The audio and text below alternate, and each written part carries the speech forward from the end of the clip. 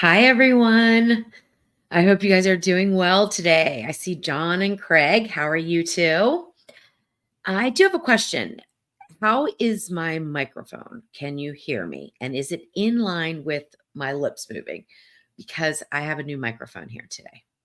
No, it's not really new, but I don't think it was hooked up last time. So that is my big question. And we'll wait, I guess. Well, there are some people, they're just not in the chat. I see. Okay. Um, So John and Craig are having a nice conversation about the time because John is in Australia and it's a day later, which is hysterical, especially if you're planning a trip like I am to Australia, because you get there we're planning on leaving, I think, on a Monday or maybe a Tuesday. No, Monday, and we don't get there till Wednesday. It's so odd. And then when we leave to come home, we get home like the same day. It's just strange. And everything is like, you have to I don't know. It's a complicated trip. Let me tell you, I've been planning this, oh my gosh, off and on for months. And now we're getting really down to the wire. And it's getting longer and longer too. But John, don't worry. We're not going to stay with you. We're not going to overextend our stay. I promise. Hi, Mary. How are you? Um, oh, that's funny. Mary was wondering why she couldn't join the chat and she was in a replay and not an actual one. All right, let me go back here. So I don't really have anything on the agenda today. So everybody can just ask questions and we can just have a little Q&A and a little chat.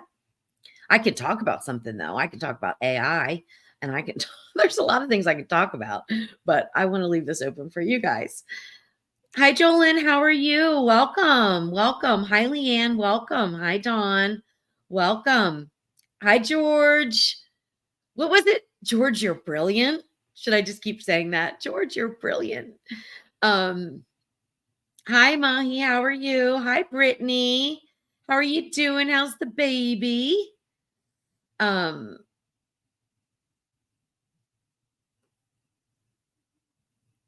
Okay, Mare. I knew it was the same person, but I didn't want to assume. So we're just going to say, hi, Mare, right? Like I have an inside information. All right. Hi, Leanie. How are you? Hi, Larry. How are you? Hi, Robin. How is everyone doing? Hi, Trisha. All right. I haven't read this comment, so it could be good or bad. Okay. P.S. Made your flour tortillas yesterday. Oh my gosh, that's so exciting. You have no idea what it means to me to get feedback. Even if the feedback is not all positive or in ways negative, if you took the time to make my recipes, I want to hear from you because I'm always so afraid of when I put a recipe out, like, oh, are people going to like it or are they not going to like it? You know, that kind of thing. So thank you, number one, for letting me know that you made them. Now, let's see. I prefer them over the corn tortillas. Oh, goodness. That's great. I like corn better, but not with shrimp tacos. And I can't make corn tortillas. Like I've tried. I'm terrible at it. I had trouble with them shrinking up. Okay, so let's talk about that. Shrimp tacos on the menu this weekend. Perfect. So, were they shrinking up as you were rolling them out, or were they shrinking up when you went to fry them? They are going to shrink a little bit, and that's why I roll them 2 inches bigger than how I want to serve them, because they shrink a little bit. They kind of snap back after you've rolled them. They snap back a little bit, and that's the gluten. But if you're finding that they're snapping back quite a bit, you're having trouble getting them rolled out 2 inches bigger than what size you want to serve, then a couple things. Number one, you might need a little bit bigger dough ball. Number two, your dough didn't rest long enough. So the resting period is very important when you're making those tortillas because it allows the gluten strands to sort of relax a little bit, right? So, and it helps to completely hydrate that dough. So the rest period is important, but also it could be the size of the dough balls if you were having a lot of trouble getting them, like if they were starting to tear more than shrink, they would probably tear because you'd be going so thin. But anyway, you can pop in the chat what exactly you were having issues with them sort of shrinking, and I'm happy to talk more about that if you want. We should call him Brilliant George. Oh my gosh. Yes, John. We should call him Brilliant George. And then we should get a diamond studded um, dog tag for my dog, George. And I'll call my dog George Brilliant George. And then I'll always remember you, George. Right. So this is the kind of inside jokes of George. George joined one of our, and George is Scotland, right? George joined one of our New Year's Eve party. And during the party, I guess I was yelling at George, or maybe I was yelling at George George is my dog. And I was yelling, not really yelling, but you know what I mean, saying something to George the dog. And George kind of picked that up and said, "Hey, I'm George, am I in trouble again?" And it was just so cute. So we've just kind of run with that little inside joke. Hi, Heidi. Evening. Don't like AI. Yeah, I know. AI is crazy. I'll talk about that just a little bit, but I'm not gonna take over the chat with that because it's just too much. Okay, so Maddie, is your spritzer from Pampered Chef? No, I don't have any Pampered Chef spritzers because they were horrible. Now I'm going back years and years, so maybe they've improved their design, but they were horrible. They clogged, they got sticky, they were gross. I hated it. So if you're talking about the green one, that was a gift for me from my husband for my birthday. And I did put it in my Amazon shop. No, did I? Oh gosh. I don't remember if I did or didn't put it in my Amazon shop, but you can get them on Amazon. I think he saw it on a TikTok video and then he went to Amazon and bought it. But so far so good, but I've only had it since June and I've only used it, I don't know, maybe 10 times so far. So I don't know if it's in my Amazon shop because I usually wait to make sure that it's a good quality before I throw it in there. But you can find them on Amazon. And actually that recipe was for the tortillas. No, it wasn't for the tortillas. It was for the shrimp tacos. In the comment section on YouTube on that video, I have linked to it a couple times because people asked for it. Okay. Hi, Olga. How are you? Okay. This is going to be a funny one, Brittany. Okay.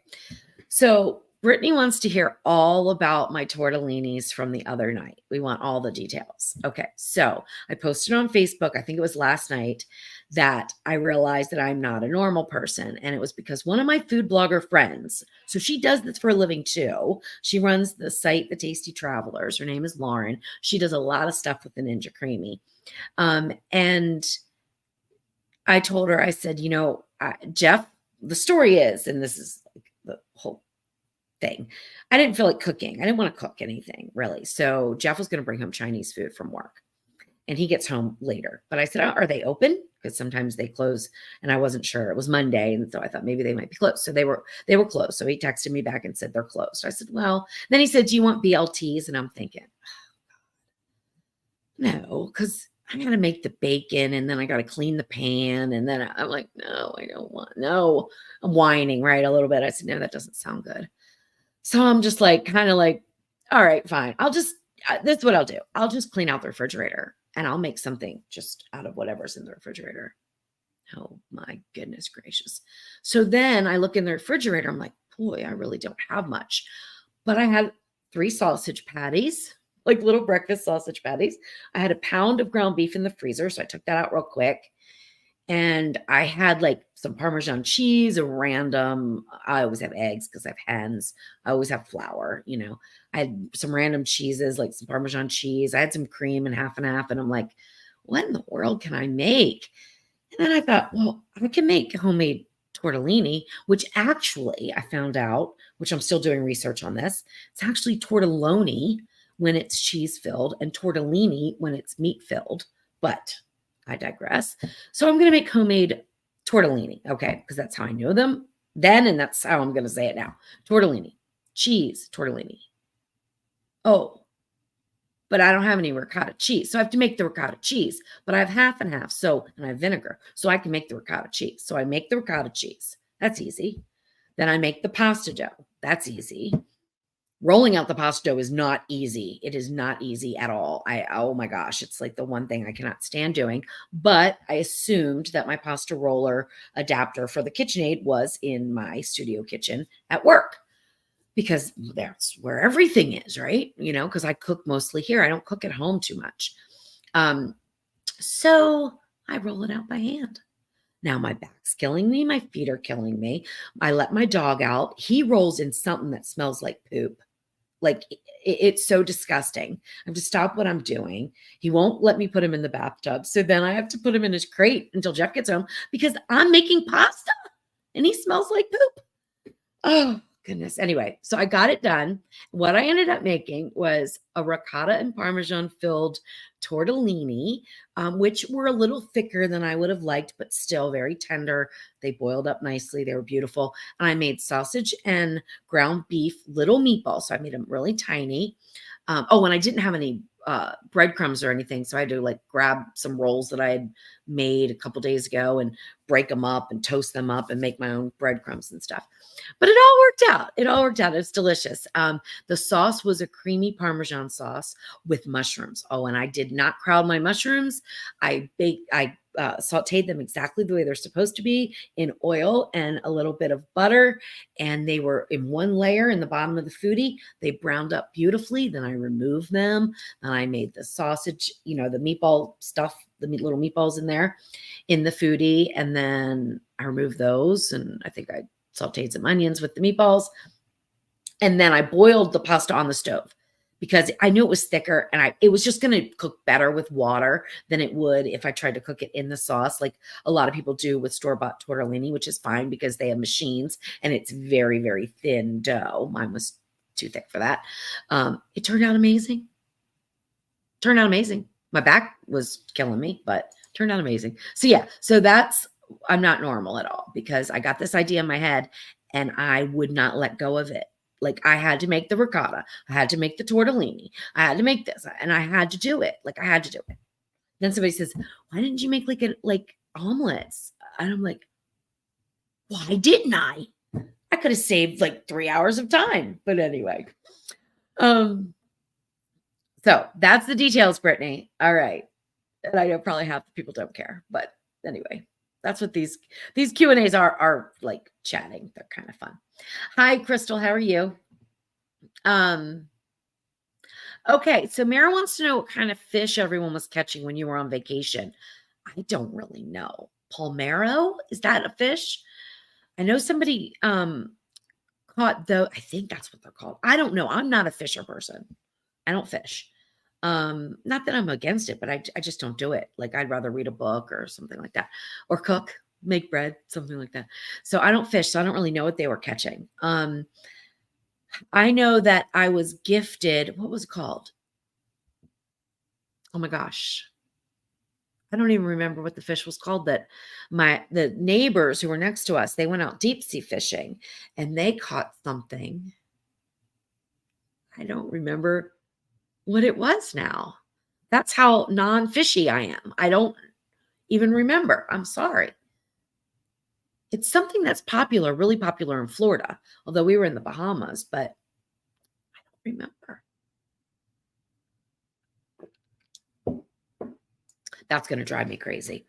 I'll try to think of it. Hi, Carol. How are you? Oh my gosh, John and the Rocky Road fudge. I have this recipe for pressure cooker Rocky Road fudge. I'd make it in the Ninja Foodie. It is pressure cooked, right, John? I'm pretty sure it is, which is kind of odd, but it works. And he makes it all the time. So I'm so glad.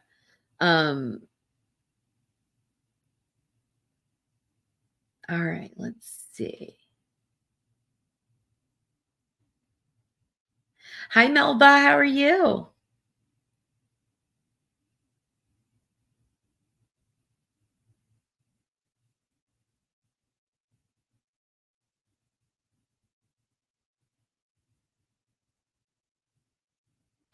Oh, okay. I see. I was thinking, oh, prayers for Crystal. What's going on? I'm sorry about that. Oh, Crystal. Okay. Well, best of luck. That doesn't sound fun. I'm sure it's not. Are they stretching your esophagus again? Also, I'm just going to tell you this, and I'm not giving medical advice. I just want you to know I'm not giving medical advice. But one of my patients had issues, and I don't know what exact issues you're having, but had issues with not being able to swallow food, was getting stuck, and he ended up having Botox, and that really helped him. So I don't know if that's a possibility with what's going on. But anyway, just thought I'd throw that out there. All right. Let's see. All right. Any good questions? Hey, Christine, how are you?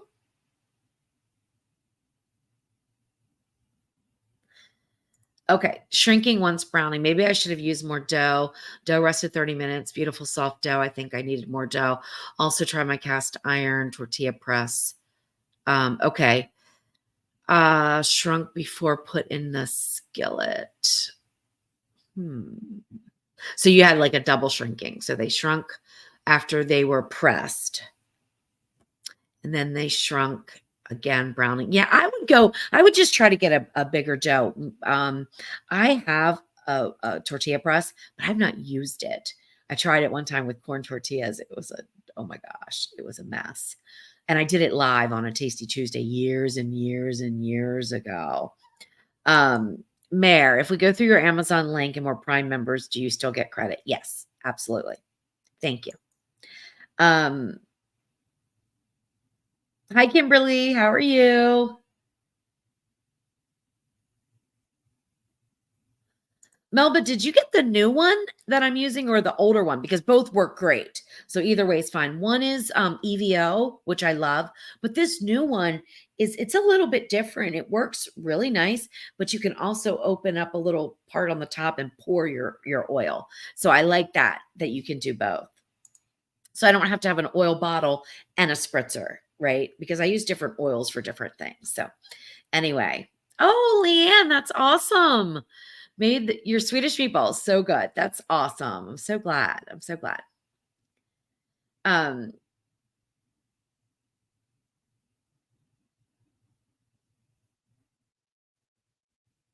Crystal says it's at times like these you need frozen food in your freezer. That's what I'm eating tonight, mozzarella sticks. I probably did. I'm sure I had some kind of French fries or something, but when I get something in my head, it's going to happen. Like I just have to do it no matter what. I mean, and I'm not going to lie, like I was not a happy camper as I'm trying to, and I didn't make my pasta dough as hydrated as it should, right? I'm not a professional pasta dough maker. I've only made fresh pasta a few times in my life. And I thought it felt good, but it wasn't. It wasn't hydrated enough. So it was very hard to roll out. So I did that to myself. And I'm not going to lie, like halfway through it, I'm like, what the hell are you doing? Why are you doing this? Oh, a little added story. So I get to work today. I bring the rest of the ricotta filling and the rest of the meatball mixture because I didn't make it all last night. And I thought I'm going to repeat this because it was so good. It really needs to be a recipe. And I won't put the recipe of the homemade tortilla or tortelloni or tortellini or whatever you want to call them. I will test the recipe with store-bought as well, just to make sure it's good. Because I know most people are going to buy the store-bought, which is perfectly fine. And then I'll have a separate post on how to make them if you want to make them homemade. So I get to work and I'm looking and looking and looking for my pasta roller, right? That attaches to my KitchenAid. And I'm looking and I'm looking and I looked everywhere. And I'm way more organized here than I am at home. So like I knew it wasn't here. So I told Jeff, I said, you're not going to believe this. I had that pasta roller the whole time at home. And now I remember where it is. I didn't even look for it yesterday because I assumed it was at work. So it's just another piece of the story. So anyway,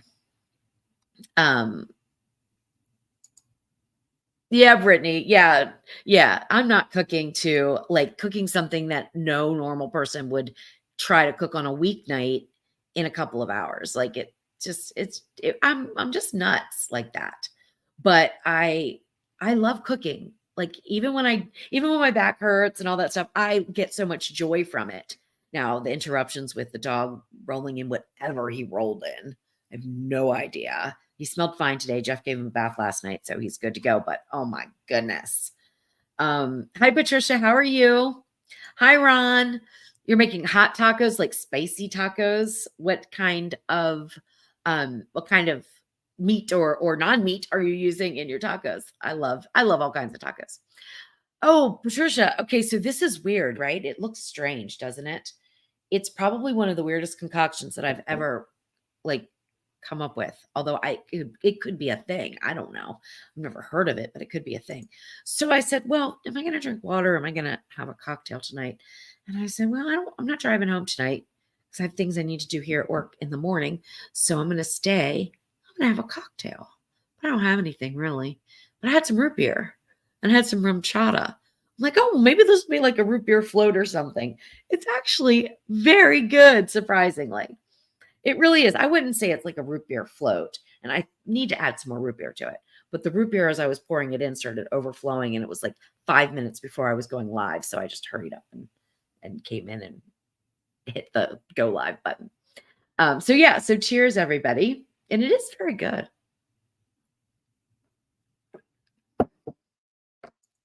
Hi, Linda. How are you? First time live. All right, from Winnipeg. Thank you. Thanks for joining in. Hi, Catherine. I haven't seen you in a while, Catherine. How are you? Oh, no, no. I love spicy, but I don't know. I've never tried a ghost pepper. No, no. I like to be able to taste the food and not be overwhelmed by heat. And I'm sure there's variations, but I guess I saw, was it ghost pepper Dorito challenge or something? And I saw the people. I'm like, that's not me. No, no, no, no, no. Jeff said, "Well, do you want to like do some fun stuff like that? Like you and me do some of those challenges?" I'm like, no, no, I don't. So, and then there was another one that was what those weird fish from overseas or something. No, I'm not doing that. All right. All right. Look, we got to give a round of applause. Seriously, because that is one of the most exciting things that can happen to a hen owner, right? Is when their baby lays their first egg. And they're tiny. They're so tiny. You can't really see that, but they're like really tiny. And then they get bigger and bigger and bigger. How cool is that? All right. Oh, good. Okay, so Melba got the new one. Great. Let me know how you like it, okay? Because I haven't gotten any feedback on that one. Good evening, Norma. How are you? Yes, cat. The first ones are small and then they get bigger. And and then of course, if you have different breeds, you're gonna have different size eggs and even different colored eggs. Our white hens lay white eggs and they are huge. And I don't know what breed they are. I don't even remember, but we also have barred rocks and they're black and white and they lay brown eggs. We don't have any Easter eggers or anything like that that lay the pretty colored eggs. Maybe next year. Maybe next year we'll do that. Okay, Michael has a question. Where can you find a replacement fry basket for the 6.5 Foodie that is also a pressure cooker? Okay, so you just want the fry basket, right? I can get the link for you in just a second. You can still find them on the Ninja website, even though you can't find the Ninja Foodies too much. And did you say it was 6.5 quart? That's how fast I forget. 6.5 quart. Yeah. Okay. So I'll get it for you. It's let's see, Ninja Kitchen. I just got to go online here real quick. And when their website is a little weird to navigate. Oh, you know what? I should also ask if you're in the US. That makes a big difference too. And let's just do OP 305 as the model. So I'm on the parts and accessory page. You can type in OP 305, even if that's not the model you have. That is the Cooking Crisp basket for the 6.5 quart. And they fit all the models, even the one lid, which they tell people that they don't fit. They do fit. I use them all the time. And then let me grab the link for you.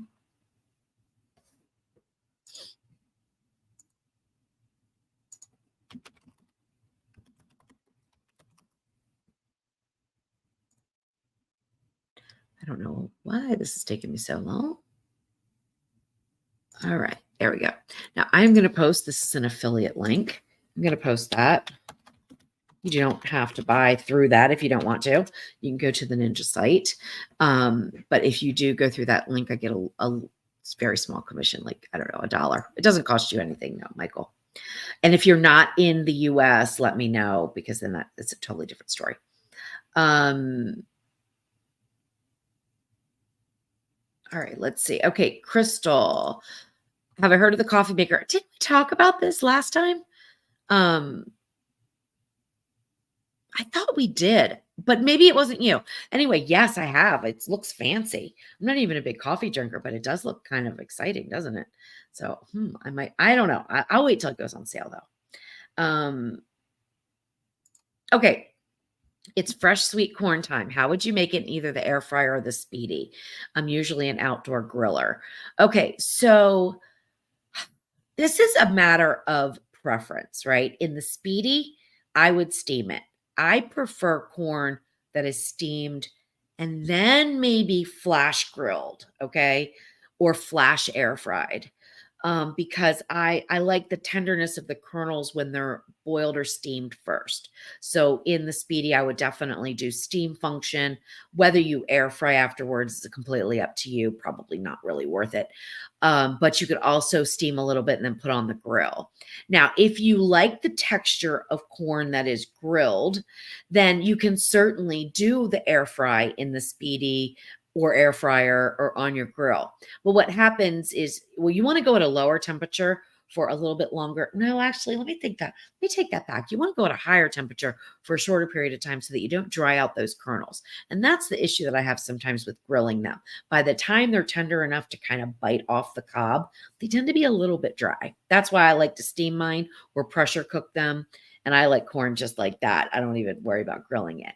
But yeah, go on a high temperature for a short period of time if you're going to grill or if you're going to do an air fryer. So probably, I would say, it takes like 2 minutes to pressure cook. It's probably going to take in the speedy, I would say 7 minutes or so to steam. And then you've got to preheat it first, and then 7 minutes of steam time will be plenty, I think, for the corn. On the grill, I think it takes about 10 minutes. I've been working on a recipe for smoked grilled corn. And so I think it took about 8 to 10 minutes grilling, and just keep flipping it pretty frequently. Okay. Oh my gosh, John, that's an extensive list. All right. Excuse me. All right. John is throwing the curveball question that he likes to throw.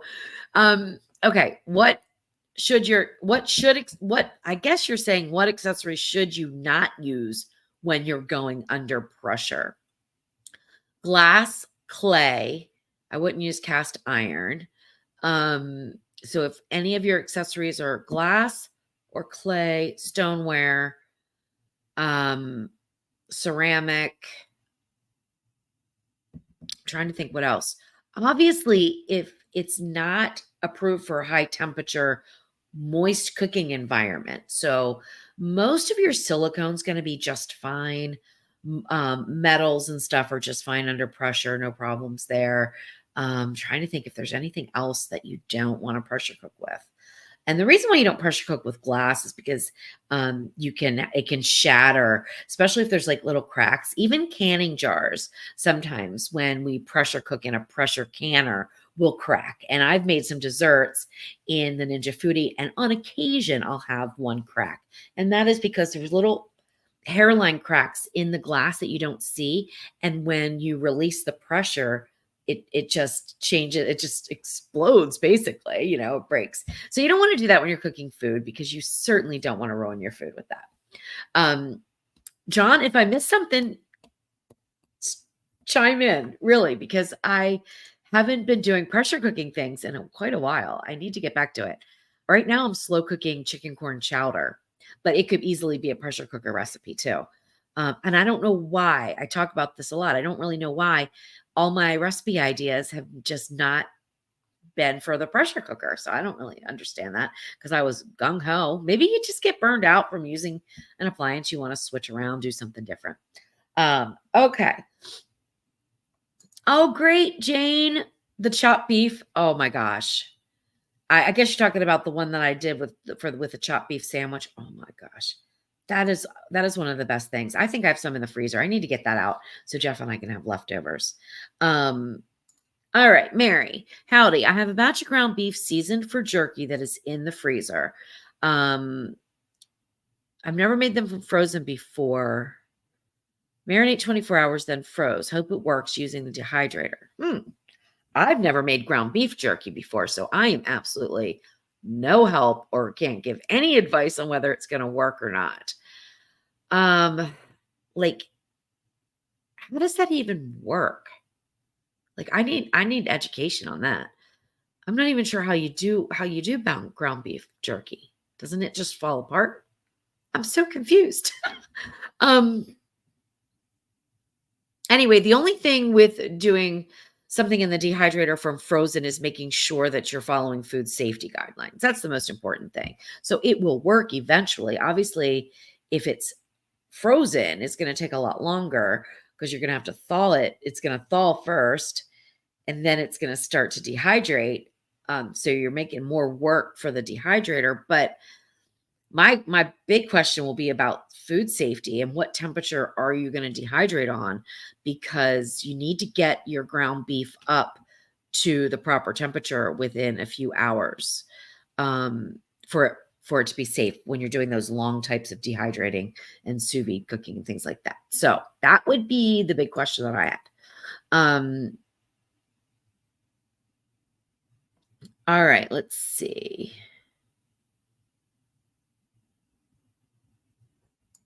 No, it's not really, is it? Is it really? National? No, it's not. Let me see. What day is it?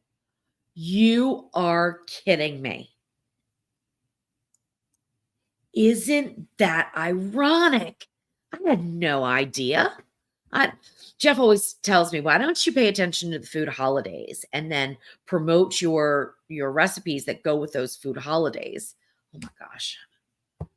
I have enough trouble keeping up with friends' birthdays. I don't even do that very well. I'm not keeping up with food holidays. Anyway, okay, so Jane's saying, maybe I missed it when making your mango sauce. How many mangoes did you use?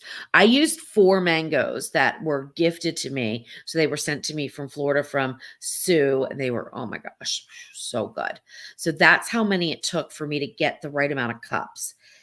If you're going to, I think her pits are a little smaller than the ones that I get at the grocery store. So you may want to pick up 5 or 6 from the grocery store to make it. I forget the amount of cups, but I think you need 2.5 cups of the mango flesh and juice.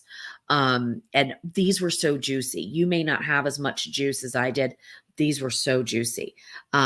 But yeah, I used 4 of her mangoes, and they were about the same size as you get at the grocery store, but the pits are a little bit smaller, and I just feel like you get a little bit more meat off of the homegrown ones. I mean, when I say homegrown or fresh, I know the ones at the grocery store still grow on a tree. They're not manufactured or anything like that. Like, I understand that, but there's just something about Sue's mangoes from Florida. I don't know.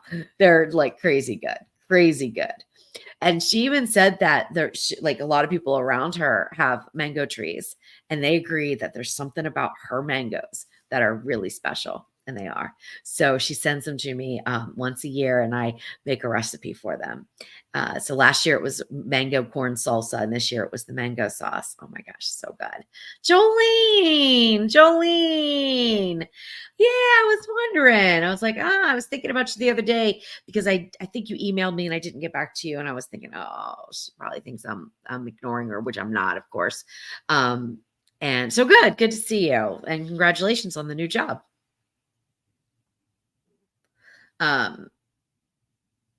Well, the barred rock cat will lay brown eggs too.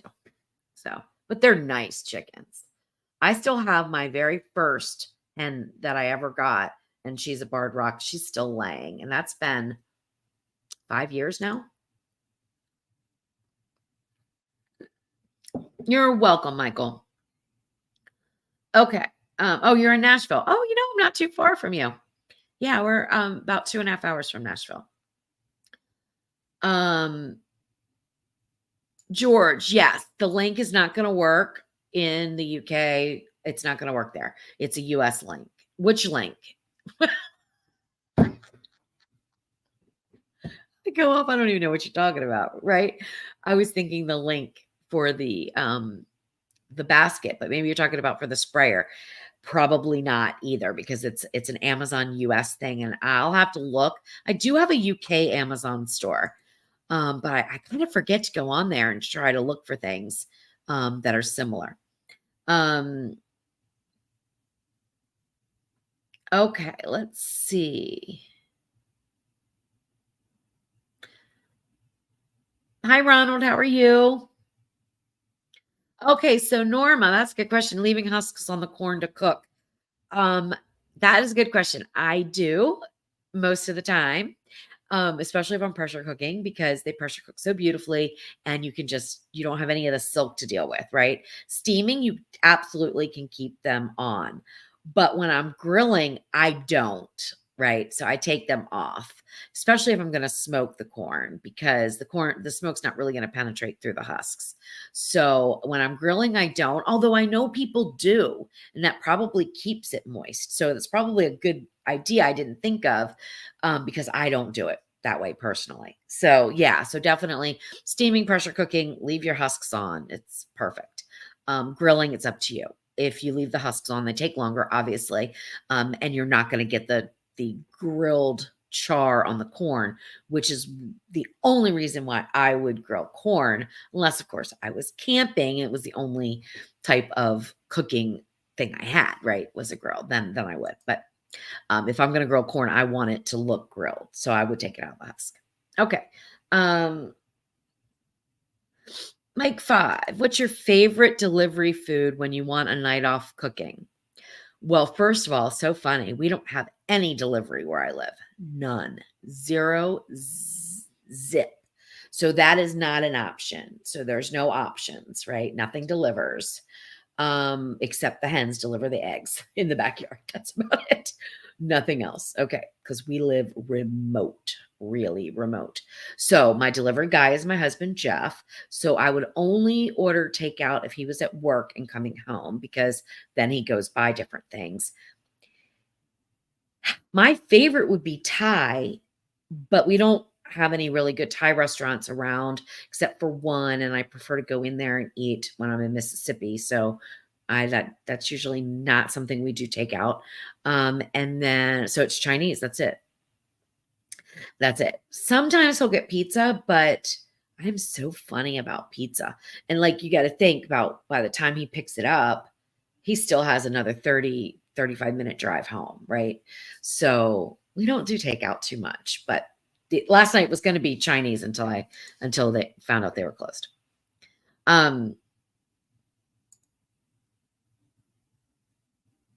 Oh, John. In Australia, we have the Ninja Woodfire Barbecue Grill and Smoker and the Ninja Outdoor Oven. Which, if any, would you recommend and why? You're throwing me two this time. But I've got to tell you, I'm so thrilled that you guys have it. This is such a hard one, okay? Because I use both. I use the Ninja Outdoor Oven at home a lot to make pizza because, like I just said, we don't have any pizza delivery. Okay. And so I've been trying, I don't have recipes for it because I'm trying to perfect my technique, perfect my pizza crust, perfect all that stuff. And then, I can throw out a recipe.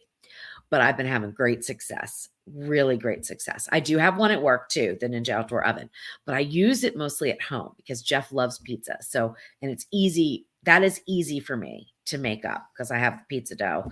I can make up and then, from there it's just throwing toppings on. So the Ninja Woodfire Barbecue Grill and Smoker is probably my second favorite appliance of all time. I mean, really, literally, even though it's led me to be a little frustrated at times, which is why I don't have a lot of recipes out. I've been finding some inconsistencies, and that has to do with designs of different wood fire models and also some defective units, which I found out I had after like thinking I was losing my mind because I've got the wood fire grill at home and it works perfectly every single time. It is perfect. Perfect amount of smoke, perfect everything. It always works. So I said, Jeff, I love this thing. I'm gonna get one regular size and a big one for work so I can start testing recipes and do some recipes. Well, then I couldn't keep the pellets lit. I couldn't do this. It wasn't getting smoke flavor. It was a nightmare. Like Jeff and I spent probably, because when you're smoking something and let's say you're smoking it for 10 hours, your video, the amount of time that it takes to do the video is probably like 20 hours. Okay. It's crazy. So we did this long marathon pulled pork, and we were probably towards the end, like 3/4 of the way done. And I just said, Jeff, we're not doing this. Look, again, it ran out of, it stopped smoking. Like this. Anyway, I'm going off. Turns out I had a defective unit. They've replaced it. It is working beautifully. I'm thrilled. So which one do I recommend? Both. But you can smoke in the outdoor oven. You can't make the high heat pizzas in the barbecue grill. You can make pizzas in there, but not the high temperature 700 degree, which is Fahrenheit. So what would that be, John, in Celsius? Fahrenheit, Celsius. Let's see, 370 degrees. So super, super hot, which is great for pizza crust, right? So if I had to get one, and I loved pizza, I would probably do the outdoor oven. But then again, I don't know. I think I would just figure out how to do the pizza on the grill, because the grill is so darn easy. It's easy to, well, you don't really have to clean too much. The Ninja outdoor oven is a little bit more cumbersome because there's a big clay stone thing, pizza stone, and that is super, super hot. So you really have to wait quite a while to be able to remove that. You can't do too much back-to-back cooking unless you're just making pizza after pizza. You can do that. But like if you wanted to make a pizza and then smoke some wings, you really wouldn't necessarily be able to do that because you want to get that stone out, because you don't want the stone to get wet. So we don't cook much on the stone except for pizzas. So hard. But I'm going to have to say the Ninja Wood Fire Barbecue Grill and Smoker. There. That's what I would recommend. And I gave all the whys already, right? Well,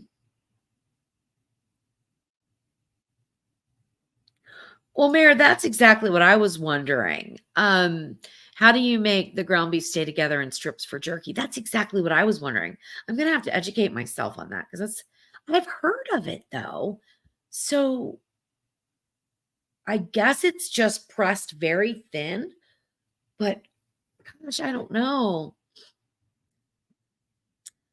Hiya, Hunka. How are you? I don't know if I'm saying your name correctly. Hey, Barbara. How are you? Barbara wants to know what I'm drinking. So this is like my version of a root beer float with rum chata and root beer.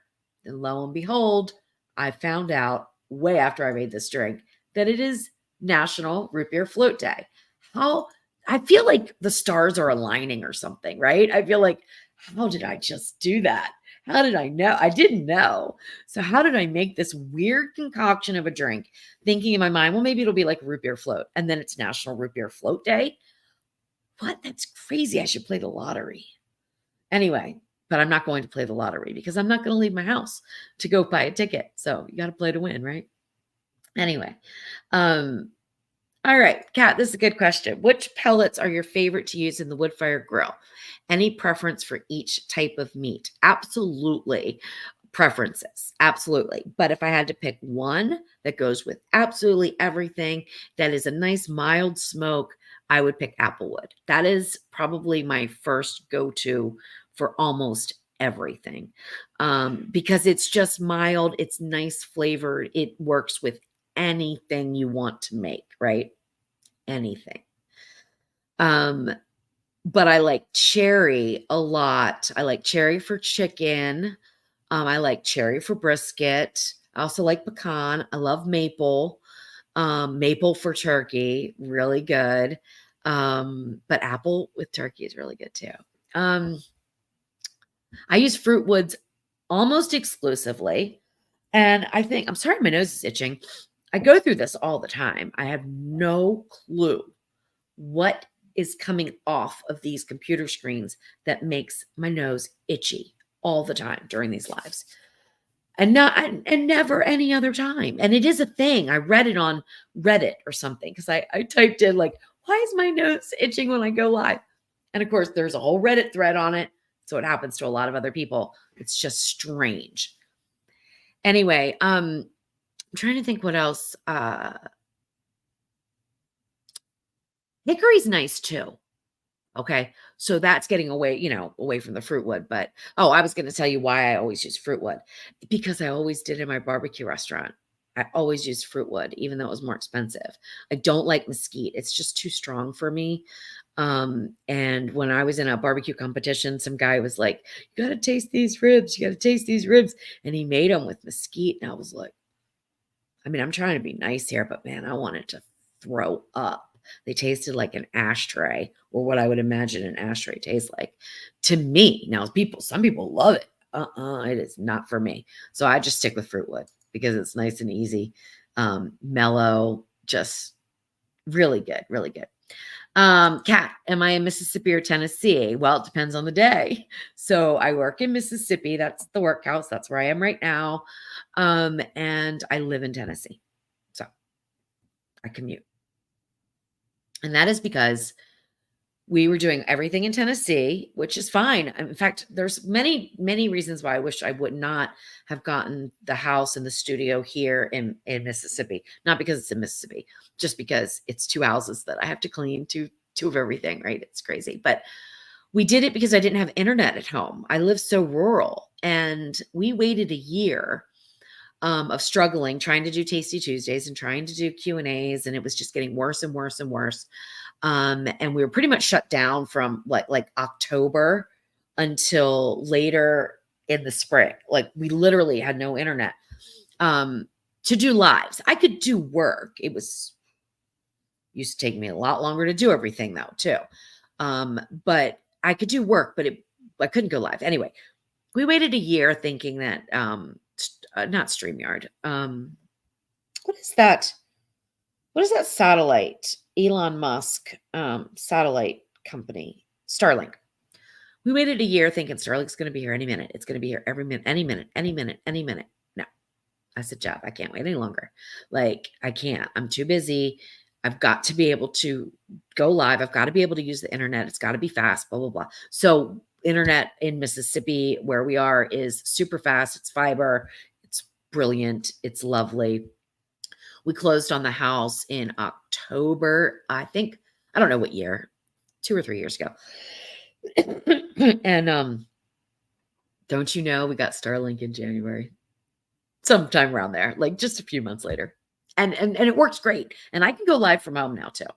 I don't do the Tasty Tuesdays at home anymore because all my stuff is here, right? And I can do these Q&As from home, and I do occasionally. So occasionally you'll see the difference in the background, but this is work. Okay. That's me. Hello, my name is Louise, and I am a talkaholic. You asked me a simple question, and I gave you the answer that could have been 2 chapters of a book. That's me.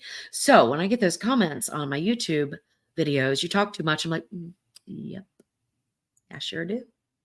That's okay. George, you're something else. I'm feeling like all the stars are aligning because I just thought about that last night. I was thinking, is George going to email Jeff for Tasty Tuesday to get me to do that beef Wellington recipe live? And then I thought, because I told him I would do it sooner rather than later. And later it is, my friend, because it's almost time for it, isn't it? Because I told you it's going to be done around the holidays. And I was supposed to do it last year, and I just ran out of time. So it's coming. I promise. I promise, my friend. Kat, am I using double O flour for your pizza dough? Yes. I've used all purpose though too, but it is a little bit easier with the double O to stretch it out. So, yeah, I have been using that. I'm trying different things though, because I'm trying to get the perfect thin crust pizza. So I'm trying different things. The best thing that's worked right now, which sounds so odd, is not adding the salt until after the dough rests for a while, and then adding it. And that seemed to work really well, but I don't have any consistent results. So I don't know. I don't even want to say that because even though salt does act in dough differently, but anyway, I don't even want to say it because then I made it again the same way and I don't think it helped. So I don't know.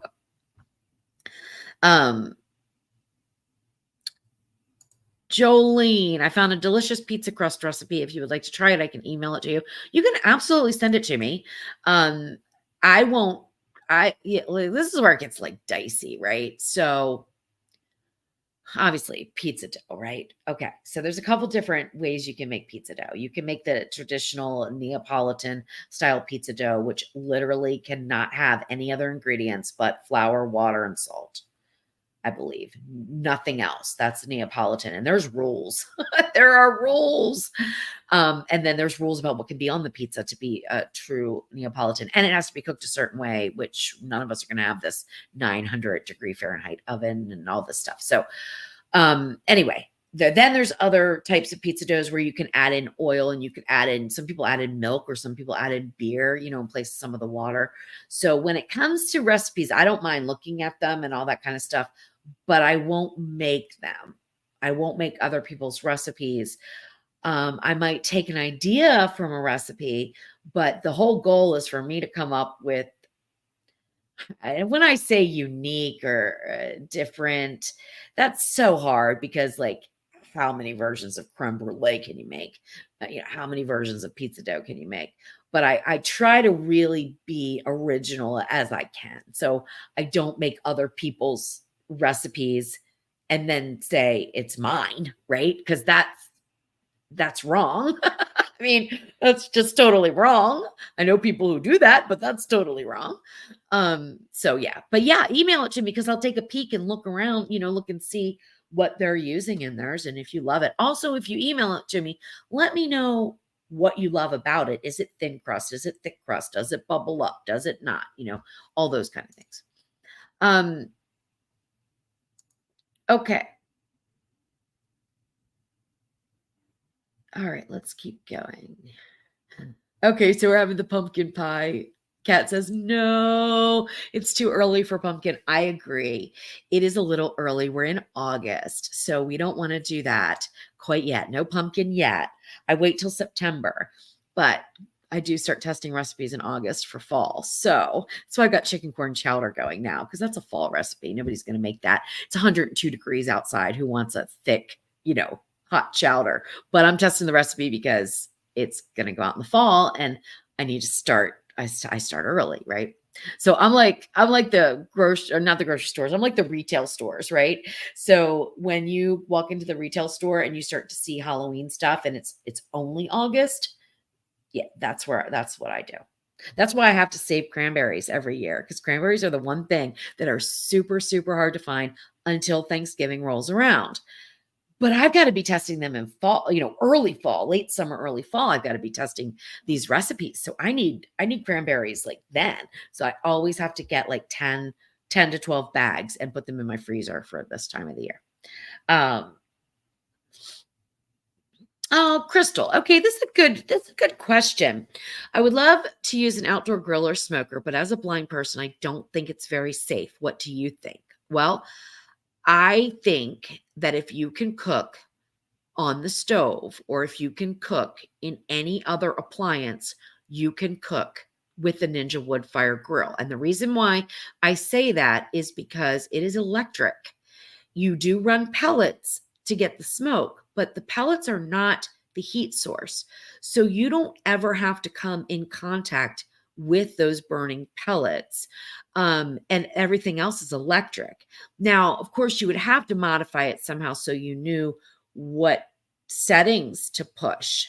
And somebody asked me the other day if I was going to do a detailed deep dive on the app that comes with the Bluetooth version. It's an XL Pro Connect is what it's called. It's the bigger of the two. And it has Bluetooth and it has an app. because she was thinking that she could operate her smoker through the app, meaning that, and she's got something that reads what the screen's saying on her phone, right? But I still think you have to manually turn it on. You can change functions on the phone. You can change temperatures on the phone. It will even tell you if your pellets are lighting and what the progress is. So yeah, I don't think it's out of the question for you, honestly, especially knowing you and the amazing things you cook. So yeah, I don't think it's out of the question at all. All right. Kat says, I debated between the wood fire and the outdoor oven, but settled on the wood fire. You didn't settle, my dear. Because it will get hot enough to make pizza and it has a stone. So you got the oven. It is a tough decision. It is a tough decision. And you can do the other things in the outdoor oven. You can do it. It's just there's something super easy about that grill. Really easy, easier to me than the oven, right? Anyway, and that's, probably because like this stone's so hot, you can't take it out and put it somewhere. You're outside, you got to, go inside with it. I just leave it in there. That's what I do. I leave it in until the next day and then I deal with it, because then I'm less worried that I'm going to burn myself or accidentally drop it on a dog, things like that, or break it, things like that. All right, let's see.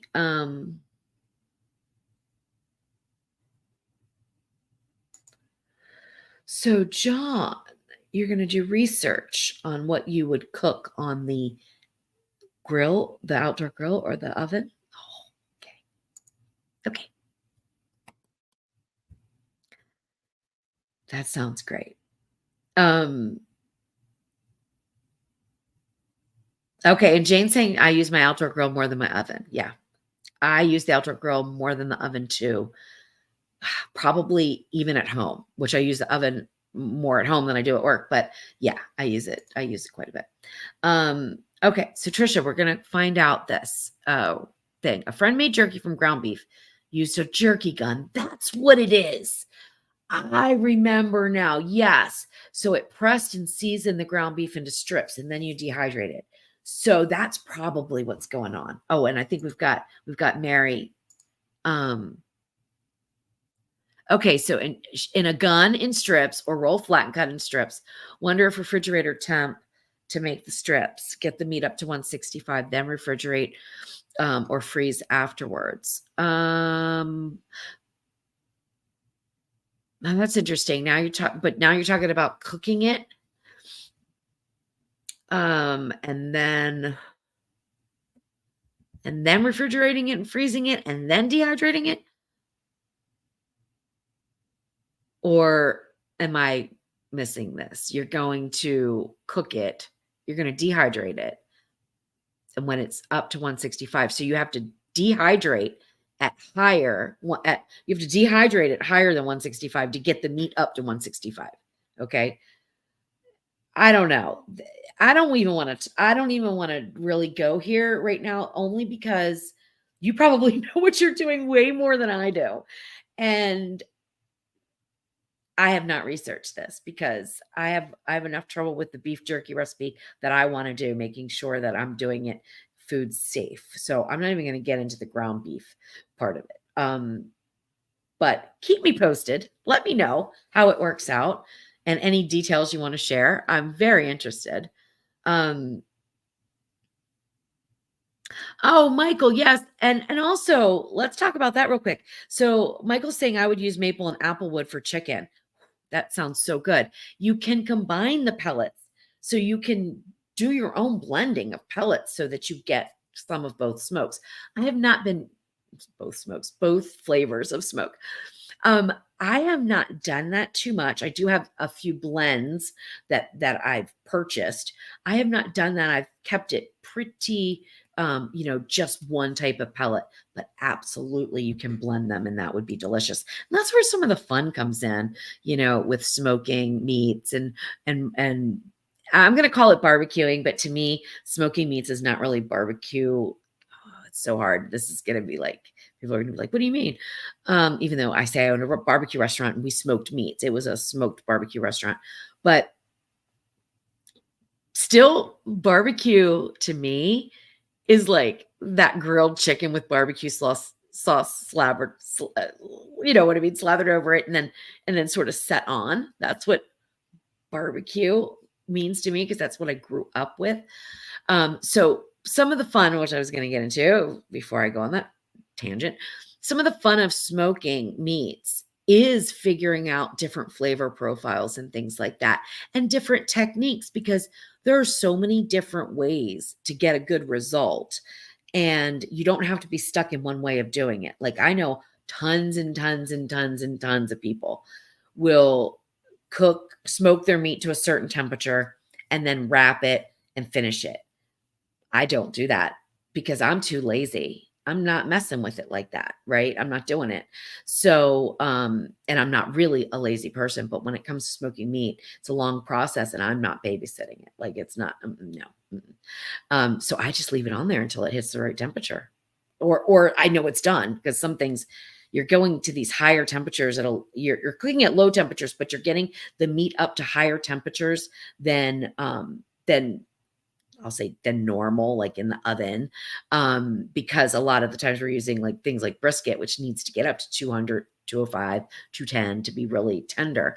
So you're not like, I don't know. Anyway, I just leave it alone. I just let it. The only thing I do is fill the hopper with pellets. That's all. Other than that, it's going to be what it is. So that's my lazy way of smoking. But there's tons of ways to do it.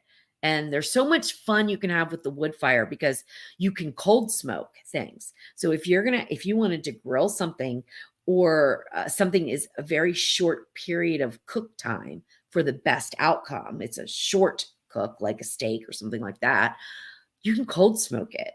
As long as you're staying within guidelines of food safety, so I'll take a steak out and I can cold smoke it for an hour, and then grill it and we're good to go. And it's perfectly safe and you get the smoke in and then you get the grill marks. It's just lovely. Hi, Marianne. How are you? Yes. Starlink is what it was. I am way behind, aren't I? Because I was talking about that a long time ago. All right. Yeah. Norma, you remember those, it was funny because the Q&As weren't as bad as the live Tasty Tuesdays at home when I was doing them from home. Thank you, Christina. Thank you. And George, I did email, but I guess you'll have to wait to find out what I sent him. Oh, goodness gracious. So listen, everybody, whatever you do, tune in next week for Tasty Tuesday because I have a feeling it's going to be a hoot. All right. Hi, Jennifer. How do you feel about cauliflower crust? I love them. And I can't perfect them. And I love them. And I want to get a crispy one. And I've tried several times and I haven't. I need to revisit that. I'm going to revisit that. Thanks for bringing that up. That would be really good in the wood fire grill too. I love cauliflower crust when they're done right. Okay. Do you proof the double O in the combi after you make it, or do you proof it on the counter and let it rest in the fridge overnight? Also active yeast or instant. Okay. So we're talking about pizza dough, right? I do not proof pizza dough at all. I mean, I do, but I don't. So, this is again, a long conversation. I don't artificially proof pizza dough. First of all, remember, and when I say artificially proof, I mean use a controlled temperature like the combi to do quick proofing. Because the idea of proofing the pizza dough is really about developing flavor. And you only do that the old-fashioned way, which is on the counter and time. It's time, right? So usually if I'm going to make same-day pizza dough, I'm not worried about flavor. And I don't want it to really proof, so to speak. I just make it put it in a plastic bag, and throw it on the counter. And then when I get around to making the pizza, I make the pizza. So I could make it 2, 3, 4 hours ahead of time, and it just sits in the bag, right? It's proofing, obviously. And then I roll it out or whatever. If I'm going to stretch it out, roll it out, depends on my mood. And then I just make the pizza, right? Okay. Then if I want a really good pizza dough, I do the same thing, make it up, put it in a bag, let it sit on the counter for 30 minutes, and then I put it in the refrigerator for a day or so, day to 2 days. I think it's best the second day. But I am reading up on this, and I've read some people say that when you use double O, it's not strong enough to proof for like 72 hours. So that some people are using bread flour instead. So it's interesting. And then I use instant yeast, and sorry about my nose itching again. I use instant yeast across the board now. When I first started creating recipes and food blogging, I was using active dry yeast. I don't know why. It's what Sam's carried in bulk, right? And that's why I got it. So I've always used it my whole life. But then Sam started carrying instant yeast in bulk instead of active dry. And I don't even think I realized it at first. So I was using instant yeast and proofing it in the little bowl with the water and a little bit of sugar, whatever. And it was probably instant yeast, and here I am proofing it. Whatever, it doesn't matter. But now I use instant, and I don't even worry about putting it in with the water. I just throw it right in with everything else. I have heard that if you throw the yeast with the salt in with the flour, that you can deactivate the yeast. It hasn't happened to me. So, I throw it all in. Sometimes I'll put the salt in last, but really, I've never had a problem with it. You're using such small amounts when you're doing pizza. Okay. All right, Michael. Mineral water is the secret ingredient for your pizza dough. I'll try it. And I hope if that really does make a difference, and I do a recipe and I call for mineral water, I hope to goodness I remember to give you credit. Hi, Faith. How are you? Oh my gosh. So Kat gave her dog a doggy ice cream cup, and now he's got the zoomies. He reminds me of a kid on sugar. Yeah, that's funny. The my dog does that without anything. My dog Gus, he just goes up and down, up and down, up and down. And so does my cat. So funny. I have no central vision, and I'm not afraid to use any Ninja products. Find someone to tell you and write it down. Oh, there you go. Good. Very good.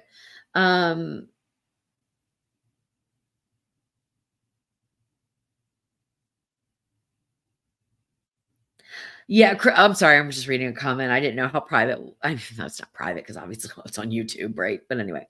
Okay, Jolene, back to the coffee pot. Please tell me more. Is this the name? Ninja PBO 41st? That's a weird thing, isn't it? I don't think so. It's not out yet.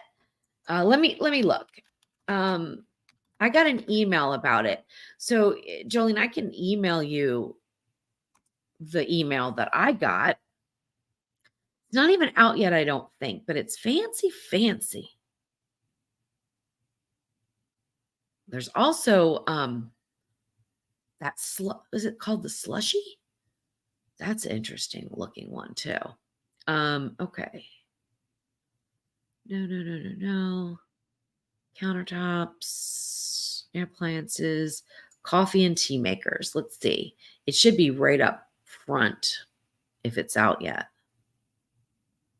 No, it's not on their website. Yes, it is. Okay.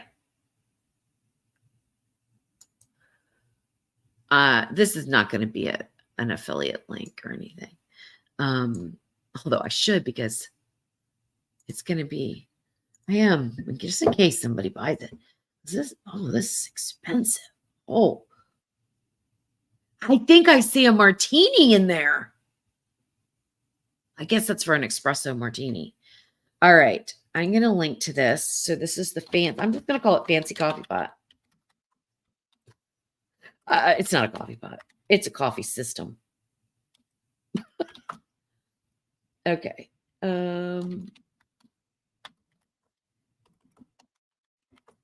Okay, here we go. All right. So there we go. That is their new, it's called the Ninja Luxe, Luxe. And it is very, very fancy. Okay. Oh, Crystal, that's a good idea. We should totally collaborate. You could talk about the appliance and I can help with the accessibility of the app. That would be fun. Yeah, that would be. That would be fun. And to get somebody's, opinion on first of all, the first thing I have to do is I have to understand the app better. I don't really like it.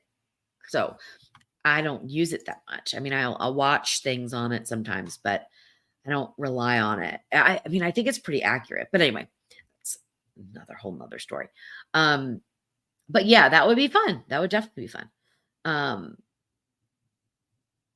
All right, we've got okay, Kat, I got a funny story to tell you. So, in this chicken corn chowder that I'm making, I decided to use my freeze-dried onions. And I remember what you said about, and they're the sweet onions. I don't know if they were actually the Videa, I can't say it right. Brand or not brand, but you know what I mean. Variety or not, but they were sweet onions. They're the best snack ever. They're so good freeze-dried. So I ate a few. And then I dumped them in. I dumped in too many. So I don't know. I might have too many onions in my soup, but that's okay.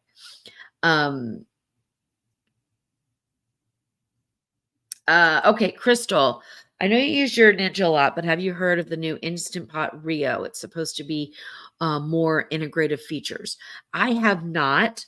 I don't know about the Rio, but there is one that I was looking at because I'm thinking, is the Ninja Foodie being discontinued? And if so, I need to get some kind of an idea whether my recipes will work in the Instant Pot, the one that has the crisping lid. And some of them will not work in the Duo Crisp that I have. Most of them do, but some of them don't. But there's a new one out that I think they've improved, and it has Bluetooth, but I don't think it's called a Rio. So if a Rio is just a pressure cooker, then I probably won't worry about getting it. But if it has the crisping lid too, then that might be something to look into. Trisha, this is a great question. When you make a pizza on the grill, do you bake the dough first? I do. On the grill. Like, I have a griddle pan, right? For the grill, the outdoor grill. It's an accessory that you buy after the fact. And I cook my dough first. I have to, because I like crispy dough. And I don't think that you get it when pizza cooks so fast. If you're not at these super high temperatures, like the oven gives you, you're not getting your dough done, in my opinion. So I do. Yep. All right.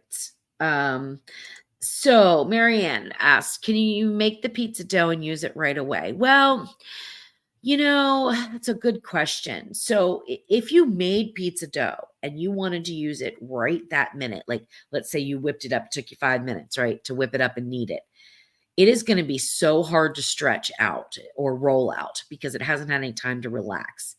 Can you use pizza dough, in a couple of hours after making it, or even 30 minutes? Yeah, you can. And I have. So you can.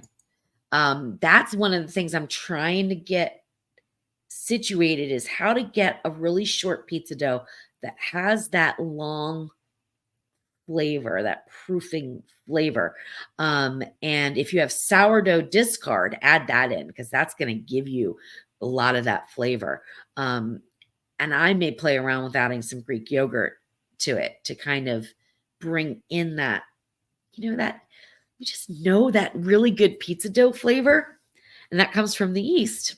And so if you're making it quickly, you're not going to get that, right? Okay. How is your favorite way to boil eggs? If you make them, I use my Instant Pot, and I really like doing it that way, but wanted your opinion. Oh, absolutely. I wouldn't boil eggs any other way. I use my Ninja Foodie, and I do 4 minutes of pressure cook, 4 minutes of natural release, and then I throw them in the ice bath. And I do a lot of boiled eggs because I've got those chickens and they lay a lot of eggs. And a lot of times I couldn't possibly eat them all or store them all. Now I can freeze dry them. That's so great. But I will boil them up and I give them back to the chickens because they love them, including the shells. Very good for them.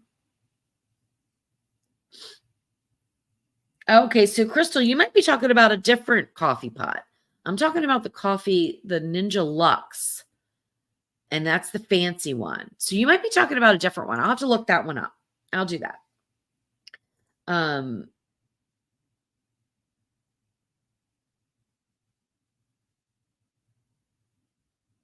Oh yeah, okay, okay. So the one that you posted is $80 on Amazon. Yeah, the one that I posted is not. It's $500 or something. $400, $500, $500. Yeah, holy macaroni and cheese. That's a super coffee system and a pretty penny. This is exactly. You wait till it goes on sale. Then you wait till it's at Kohl's. Then you wait till you've got a 40% coupon and Kohl's cash. And then maybe you buy it, right? All right. Marianne wants to know, what is the system you use to do your freeze drying? I bought Blue Alpine freeze dryer. So I had been looking at Harvest Right for a long time. There's a couple of other brands out there. I don't really remember their name, but I ran across Alpine. Blue Alpine is what, let me make sure I'm saying this right, because that would be terrible. And one of the things that impressed me so much, not only does Blue Alpine have really good reviews, now keep in mind too, they're new to the scene, so it's kind of a new thing for them, but I absolutely loved Corey, and that's one of the owners. I loved his personality. I watched a lot of videos from him and him being interviewed by other people, and I just felt like I could trust him and I just liked him. So I figure he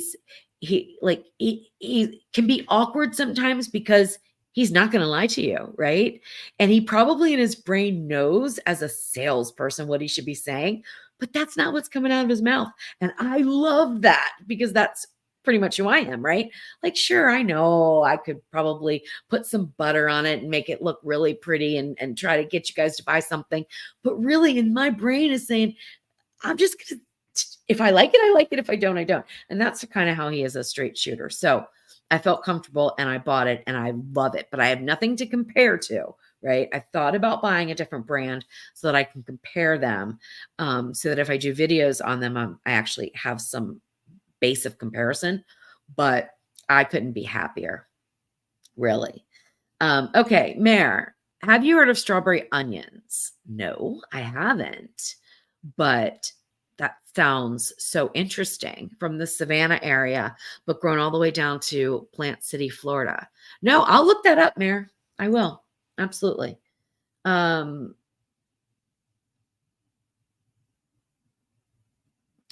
Oh, George, that's weird. Well, they're all US. They appear to be cell phone addresses. Maybe that's why they won't work, or perhaps it's because they are affiliate links.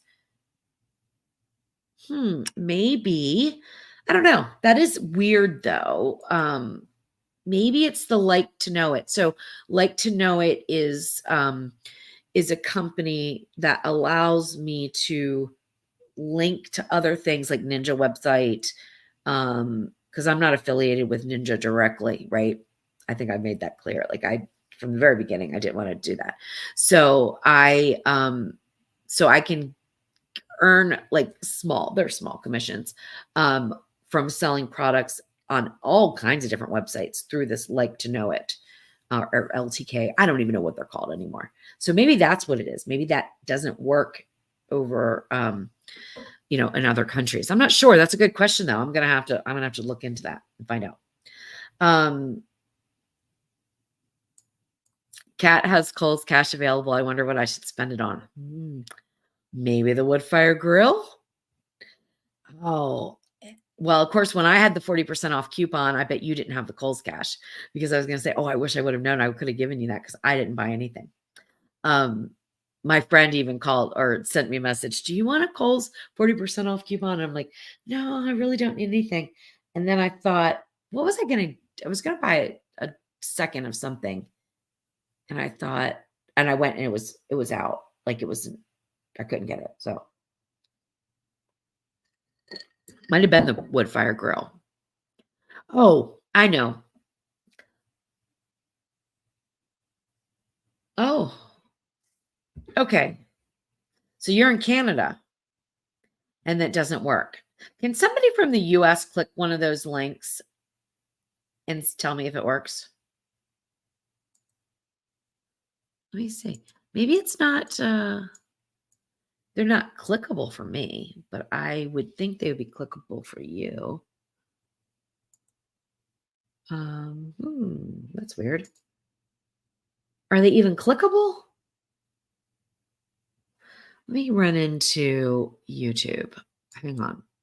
Or I'll run, let me see. What would be the easiest way? Why is my computer seems to be slow right now too. When my stomach might growl and you might hear it. I better hurry up and talk. That was not my stomach growling. That was an air freshener that needs to be replaced. One of those things.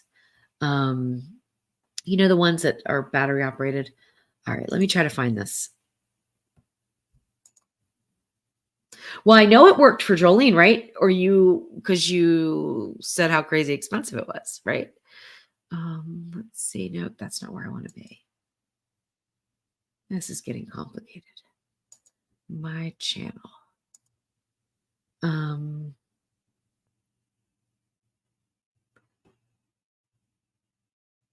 Okay. So the Ninja Luxe link works for me in New York. Maybe not good out of the US. Yeah, probably. And okay, and it worked for okay, good. I don't need to look then. So it is just it's not working out of country and that out of the US. That makes sense because I wouldn't you wouldn't be able to buy it from the American store necessarily. So like Craig, I believe you've got a Ninja Canada site, right? And then George, you probably use the UK Ninja site, right? So that's it. Oh, Jolene, thanks for joining in. It was good to see you too. You have a good night. And again, congratulations on the new job. I hope you're loving it. Yeah, well, we can wrap up here too. Yeah, saying, yeah, that coffee pot is expensive. I know it. I couldn't, but I don't even drink coffee that much. So I could not justify that purchase at all right now. But if it came down to under $200, I might. It's very fancy. I don't even know where I would put it. And you know what's funny is you buy this fancy coffee maker, and Jeff and I would still use the pods, and we would still make 1 cup of coffee. He drinks a different kind of coffee than I do. So the pods really work out well for us. And I'd probably drink 2 to 3 cups, 2 cups of coffee a day on average. But he only drinks 1. So we don't make a pot of coffee because we just waste it all the time. So yeah, so I don't know. Anyway, all right. Any last minute questions or anything like that before I go and see? Oh, do you know what else I'm going to make? Because I'm going to see how my chicken corn chowder is going. Betty, doesn't it do K-cups? I thought it did. If it doesn't do K-cups, I'm out. But I thought it did do K-cups. Maybe I'm wrong. I didn't really look too much because, you know, I was picking myself off the floor from the price. Anyway, I'm going to make cheddar bacon cornbread muffins. Does that sound good to go with chicken corn chowder? If you're still watching, let me know, yes or no. I think it sounds good. And I did some research on like cheddar cornbread, cheddar, bacon cornbread. There's hardly any recipes for that stuff. So maybe I'm thinking maybe it's not a thing, but I think it's going to be my thing because it sounds so good, right? So that's what I'm going to make. Mare, I wish I had a picture to show you of smoked corn. I've got it. I've got a picture done. I just haven't put the recipe out. I don't know. Let me see. I might be able to find it for you if you want to see it. Let me look. Smoked corn. Let's see. I do have one. Now, let me see what this looks like. Open it in preview. And I think I would probably do another picture. I probably wouldn't do this picture for the thing. Now let's see. Now, how do I get a picture to show up? I can present. I can share screen. Let's see. My stomach's about to growl. Oh my goodness. That's terrible. I'll be so embarrassed. Okay. That doesn't work. Window. There. I can, yep. Okay. I don't know if this is going to work. Is it working?